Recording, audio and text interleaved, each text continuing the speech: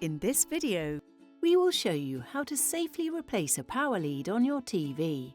Firstly, locate the power input on the back of your TV. Before you begin, switch off your TV at the mains and unplug it from the wall socket. This is important to ensure your safety while handling the power cable. Now, remove the existing power lead. Gently pull the connector from the back of the TV. Avoid pulling on the cable itself and instead hold the connector firmly. Next, take your replacement power lead. Insert the new cable into the power input on the back of the TV.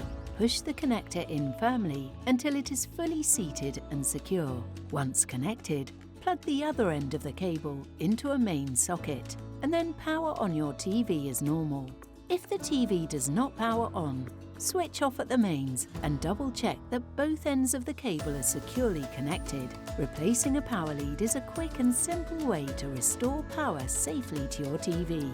For further information, please visit www.bush-support.com.